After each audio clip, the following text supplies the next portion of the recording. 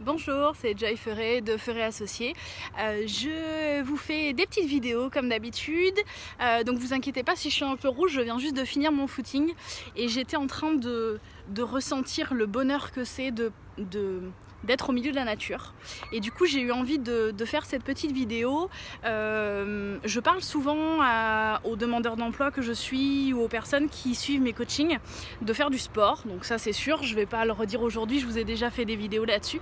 Là où je voulais en venir aujourd'hui, c'est par rapport au rapport justement à la nature.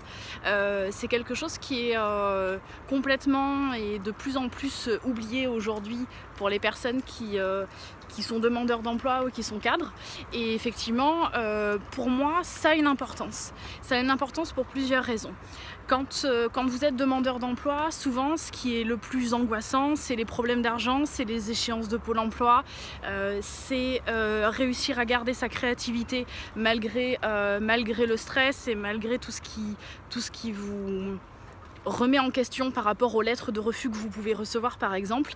Je trouve que tout ce que vous pouvez faire qui sera en rapport avec la nature, alors ça peut aller d'une balade en forêt à aller voir un torrent couler, à toutes les choses qui peuvent être effectivement où vous êtes en contact avec autre chose qu'avec de l'humain ou avec de l'administratif. C'est quelque chose qui peut vous aider à vous déstresser, à vous détendre, et du coup vous serez meilleur et plus efficace dans vos recherches d'emploi. Je dis tout le temps à mes demandeurs d'emploi, et je pense que c'est véritablement efficace et maximisant dans votre travail. Si vous commencez votre journée par aller faire une demi-heure par exemple de marche en pleine nature, vous serez plus efficace dans vos recherches d'emploi après. Il faut arrêter les préjugés, c'est pas parce que vous êtes demandeur d'emploi que vous devez passer 10 heures par jour sur internet en train d'envoyer des CV, c'est pas vrai. Ce qu'il faut, c'est que vous envoyez le bon CV à la bonne personne pour trouver le poste qui vous conviendra et qui vous plaira. Donc, et pour ça, il faut avoir les idées claires, il faut avoir cette espèce de recul qu'on a quand on va tout simplement essayer de se détendre, de lâcher prise et d'être dans la nature. Donc ça, c'est par rapport aux demandeurs d'emploi.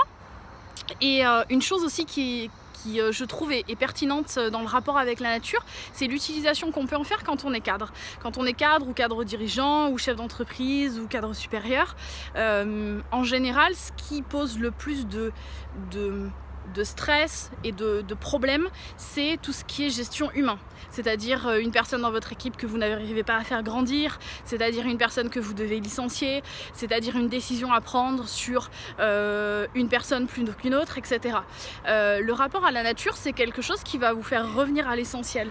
Vous allez pouvoir effectivement avoir une clarté plus importante dans vos prises de décision. Voilà. Après, il y a plein d'autres avantages, mais c'était les quelques avantages dont je voulais vous parler aujourd'hui dans ce rapport à la nature.